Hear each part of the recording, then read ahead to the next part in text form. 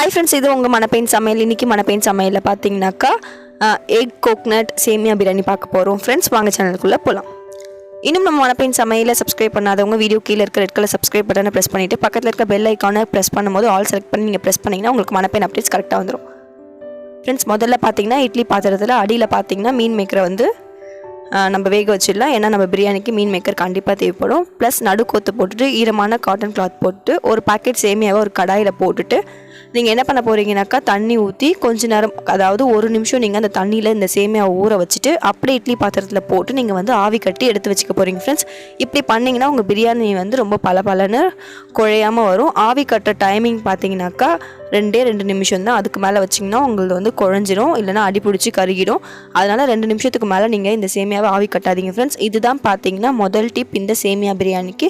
தினமும் ராத்திரி பார்த்தீங்கன்னா ஒரே சேமியா உப்புமா சாப்பிட்டு ரொம்ப போர் அடிச்சிருக்கோம். ஸோ அதுக்கு பதிலாக வித்தியாசமாக இன்றைக்கி சேமியா plus capsicum plus coconut milk plus egg போட்டு நம்ம இன்றைக்கி ஒரு சேமியா எக் பிரியாணி பார்க்க போகிறோம். ஃப்ரெண்ட்ஸ், வாங்க எப்படி செய்கிறதுன்னு பார்க்கலாம். இப்போ நம்ம பார்த்தீங்கன்னா இட்லி பாத்திரத்தில் ஒயிட் கிளாத் போட்டு நம்ம சேமியாவை வந்து நனைச்சிட்டு அதில் ஆவி கட்டிடும். கரெக்டாக 2 நிமிஷம் மட்டும் பண்ணுங்கள். இட்லி பாத்திரத்தில் தண்ணி வைக்கும் போது வந்து பார்த்து வைங்க. தண்ணி வந்து மேலே வந்துருச்சுன்னா சேமியா வந்து குழஞ்சிரும். ஃப்ரெண்ட்ஸ், அடுத்து கடாய் வச்சுக்கோங்க. நம்ம சேமியா வந்து பிரியாணி தாளிக்க ஆரம்பிச்சிடலாம். கடாய் வச்சுட்டு நெய் விட்டுக்கலாம். நெய் இல்லைனாக்கா நீங்கள் எண்ணெய் கூட விட்டுக்கலாம். அடுத்து சோம்பு போட்டுக்கோங்க.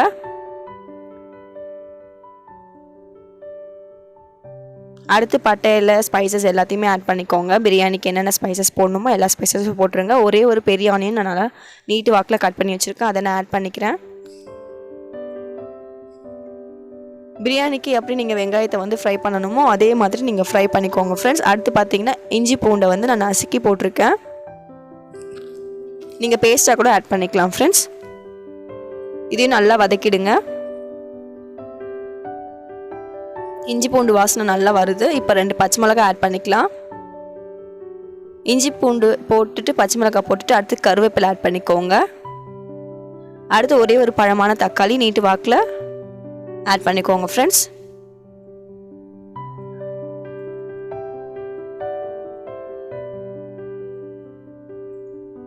இப்போ இதுக்கு மஞ்சத்தூள் போட்டுக்கலாம். இது வதங்க கொஞ்சம் கல் உப்பு ஆட் பண்ணிக்கலாம், இல்லை தூள் உப்பு இருந்தால் தூள் உப்பு கூட நீங்கள் ஆட் பண்ணிக்கோங்க. ஆட் பண்ணிவிட்டு நல்லா வதக்கி விட்டுக்கோங்க. ஃப்ரெண்ட்ஸ்,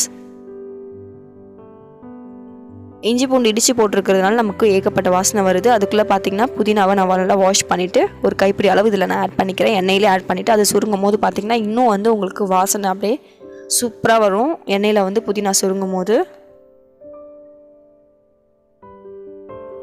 அடுத்து பார்த்திங்கன்னா ஒரு பவுலில் வந்து எக் பிரியாணி பண்ண போகிறதுனால முட்டை வந்து உடச்சி ஊற்றிக்கலாம்.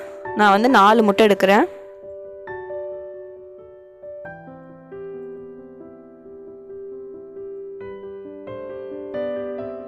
டேரெக்டாக நீங்கள் சேமியாலே உடச்சி ஊற்றிட்டிங்கனாக்கா வந்து ரொம்ப நேரம் உங்களுக்கு கிளற வேண்டியது இருக்கும்.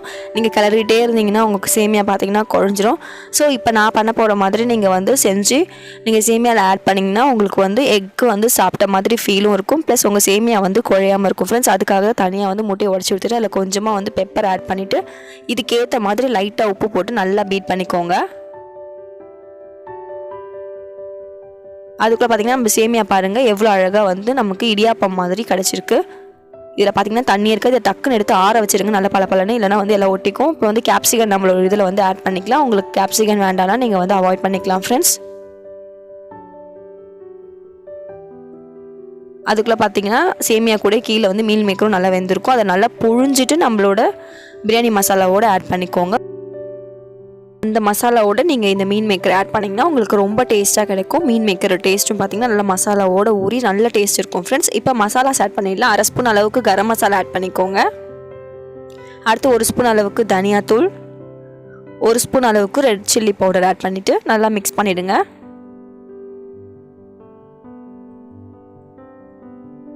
இந்த காய்கறியில் பார்த்திங்கன்னா நல்லா பச்சை வாசனைலாம் போயிருக்கணும் க்ளீனாக, இல்லைனா வந்து உங்களுக்கு சேமியா சாப்பிடும் போது வந்து டேஸ்ட் வந்து நல்லாவே இருக்காது. நல்லா பச்சை வாசனை போகிற அளவுக்கு நீங்கள் வந்து ஃப்ரை பண்ணிக்கோங்க.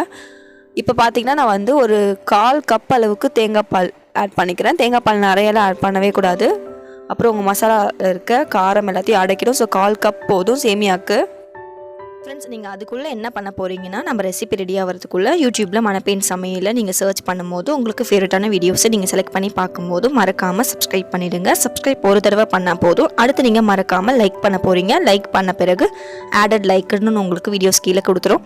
அடுத்து நீங்கள் வீடியோஸை தள்ளிட்டே போனீங்கன்னா கடைசியில் பார்த்தீங்கன்னா கமெண்ட் செக்ஷன் வரும். அங்கே நீங்கள் கமெண்ட் பண்ண போகிறீங்க. என்னோடய வீடியோஸ் உங்களுக்கு பிடிச்சிருக்குன்னா, உங்களுக்கு டைப் பண்ண தெரியலனாலும் பரவாயில்ல, ஸ்மைலி சிம்பிள்ஸில் ஏதாவது ஒரு சிம்பிள்ஸ் போட்டு அமிச்சிங்கன்னா நான் கண்டிப்பாக உங்களுக்கு ரிப்ளை பண்ணுவேன். ஓகே ஃப்ரெண்ட்ஸ், இதை மறக்காமல் நீங்கள் கண்டிப்பாக பண்ணிவிடுங்க.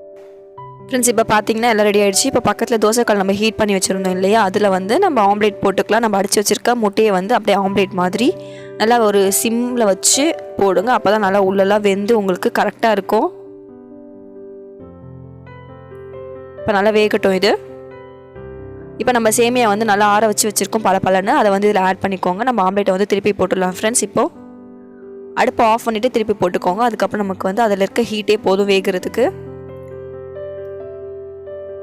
இப்போ இதை கட் பண்ணிவிட்டு நம்ம ரெடி பண்ணி வச்சுருக்க சேமியாவில் போட்டுட்டிங்கன்னா உங்களுக்கு பர்ஃபெக்டான சேமியா பிரியாணி ரெடி. ஃப்ரெண்ட்ஸ், ட்ரை பண்ணி பாருங்கள். Bye friends.